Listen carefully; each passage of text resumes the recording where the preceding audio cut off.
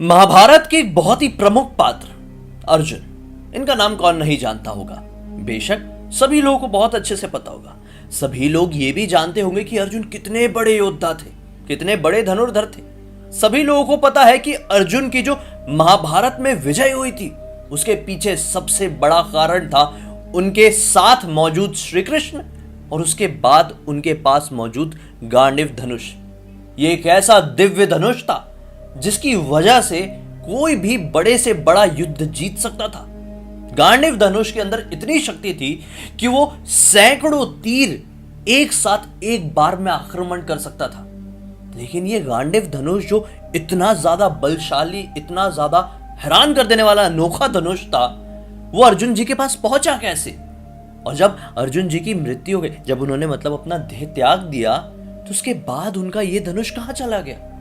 क्या आज भी वो पृथ्वी में कहीं पर मौजूद है?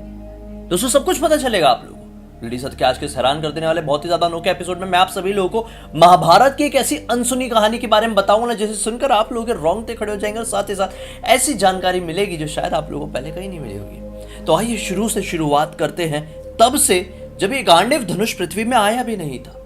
कईयों करोड़ों अरबों साल पहले गांडीव धनुष की जब रचना हुई थी तो यह 1000 साल तक भगवान ब्रह्मा के पास रहा। उसके बाद जब प्रजापति दक्ष, जो कि भगवान ब्रह्मा के संतान थे, भगवान ब्रह्मा ने अपनी संतान को यह धनुष सौंप दिया।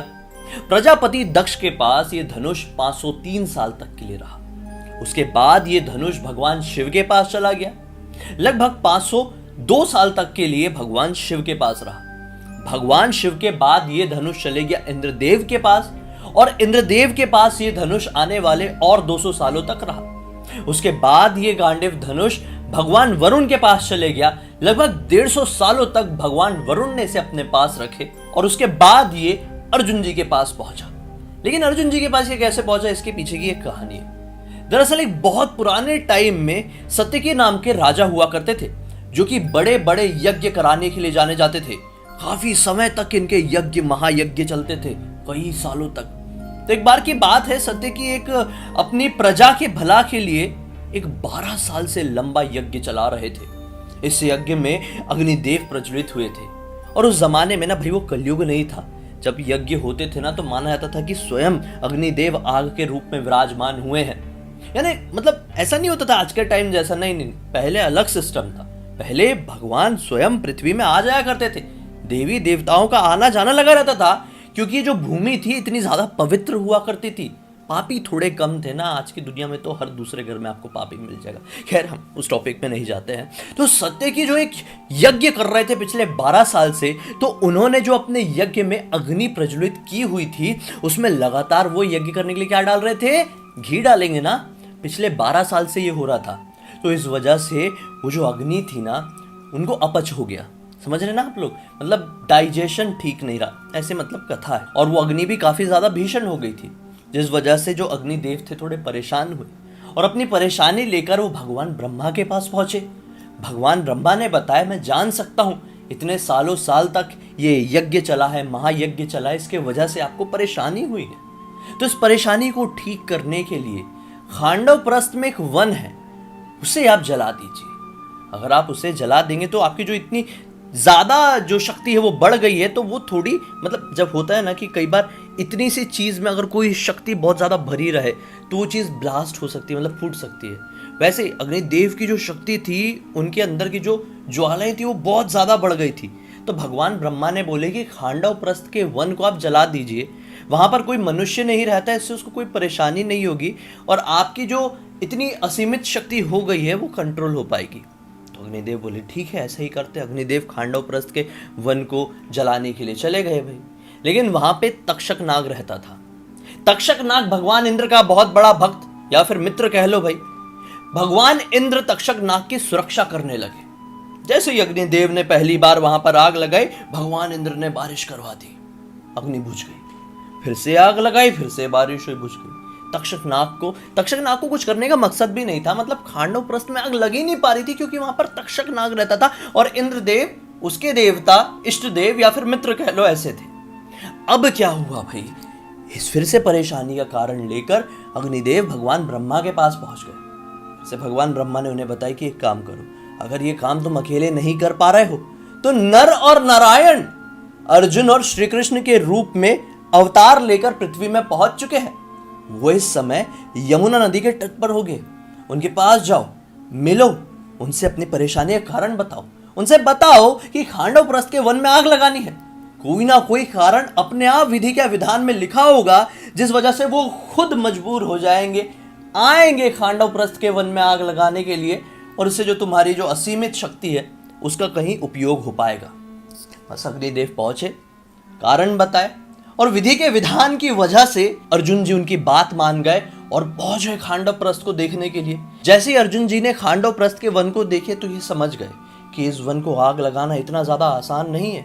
उन्होंने तुरंत अग्निदेव से बोले, मेरी जो भुजाएं हैं वो इतने बड़े वन को आग लगाने के लिए कुछ बड़ा धनुष मांगती है। मेरी भुजाओं का जो जोर है, जो शक्ति है, वो कोई साधारण धनुष नहीं संभाल सकता है।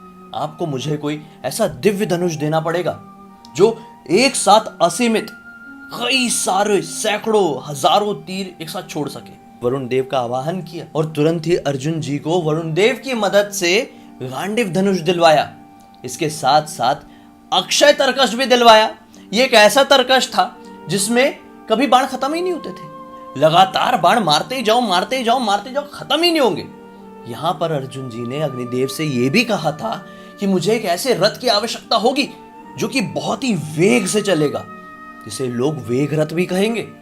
बस वरुण देव की मदद से अग्निदेव ने अर्जुन जी को वेग रथ भी दिलवाया, जिस रथ में भगवान बजरंगबली ध्वज में स्वयं सवार थे। जी हां, अब बहुत सारी कथाओं में क्या कहा जाता है कि युद्ध से पहले भगवान श्री कृष्ण ने बजरंगबली को कहा था कि आप आकर इसके ध्वज में बैठ जाइए।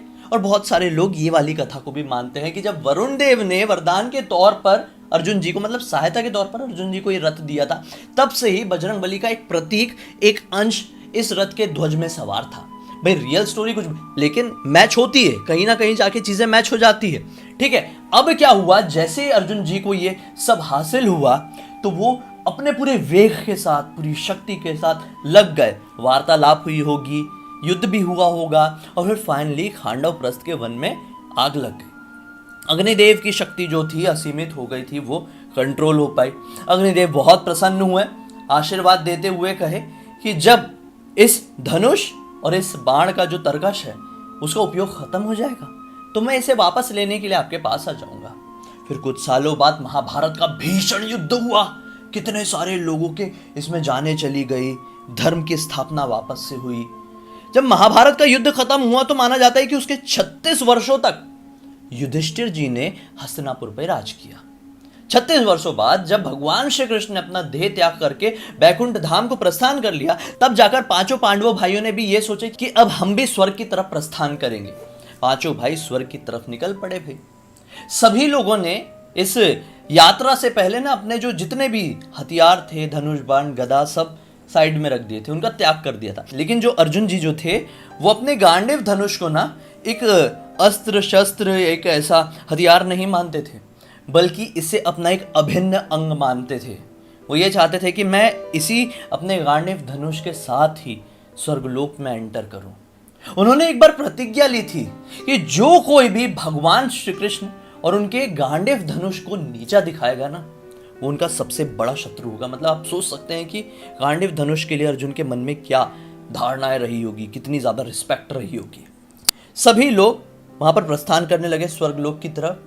स्वर्गलोक आने से कुछ ही समय पहले की बात है, अर्जुन जी की यहाँ पर मृत्यु नहीं हुई थी। आप लोगों को पता है ना कि यात्रा के दौरान सभी भाइयों की एक एक के बाद मृत्यु हो गई थी, लेकिन नहीं, अभी अर्जुन जी की मृत्यु नहीं हुई थी। और एक ये लाल सागर के पास पहुंचे। लाल सागर के पास जैसे अर्जुन जी पहुंचे, यहाँ से स्वर्गलोक की थोड़ी ही दूरी थी, तो उनके सामने अग्निदेव प्रकट हो गए। प्रकट होकर बोले कि अर्जुन, जिस काम के लिए आपने गांडीव धनुष धारण किया था वो कार्य पूर्ण हो गया है। अब आप भी स्वर्गलोक की तरफ जा रहे हैं, मतलब अपना देह त्याग करने के लिए जा रहे हैं, तो इस दुनिया की कोई भी चीज आपके साथ नहीं जा सकती, नहीं जाना चाहिए, इसे मुझे दे दीजिए। लेकिन अर्जुन जी ने वो लौटाने से मना कर दिया। फिर से अग्निदेव ने उनसे रिक्वेस्ट की, लेकिन फिर से अर्जुन जी ने मना कर दिया। इस चीज को देखकर युधिष्ठिर जी थोड़े से क्रोधित हो गए। अर्जुन जी से कहे कि अगर आपका मन इन सारी वस्तुओं से नहीं छूट रहा है, यानी इस पृथ्वी की मोह माया से नहीं हट रहा है ना, तो आप एक काम कीजिए, आप वापस लौट जाइए हस्तिनापुर, राजा परीक्षित का साथ दीजिए, नए युग की स्थापना करवाइए। आप अभी हमारे साथ देह त्याग मत कीजिए। मुझे पता है कि आपका मुंह अभी भी यहाँ पर लगा हुआ है।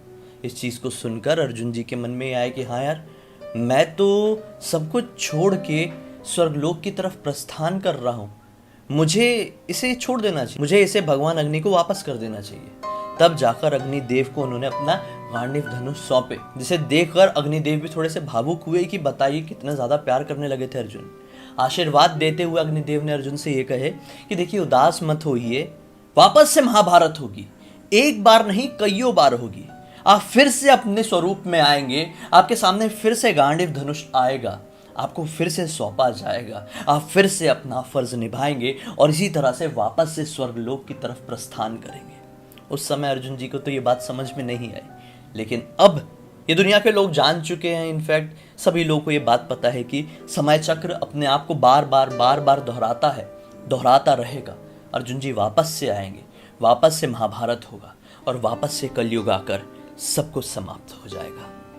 अगर आज के इस वीडियो के जरिए आप लोगों को कुछ भी अलग जानकारी मिली है, मनोरंजन हुआ है, तो इस वीडियो को लाइक जरूर कर देना। चैनल को सब्सक्राइब करके बेल आइकन दबा के ऑल के ऑप्शन में क्लिक करना, क्योंकि इसी तरह के हैरान कर देने वाले अनोखे वीडियो आप लोगों के सामने डेली लेके आते रहता हूँ। इन सबके लिंक इस वीडियो के डिस्क्रिप्शन बॉक्स में मिल जाए, क्लिक करके डायरेक्टली वहां पर पहुंच जाना। और इसी तरह की कोई भी कहानी या टॉपिक है तो लिख भेजना, हो सकता है मेरा अगला वीडियो आप लोग की कहानी या टॉपिक के साथ ही बन रहा भाई। चलिए कल फिर से मिलते हैं, तब तक के लिए बहुत बहुत धन्यवाद। आप लोग का दिन शुभ हो।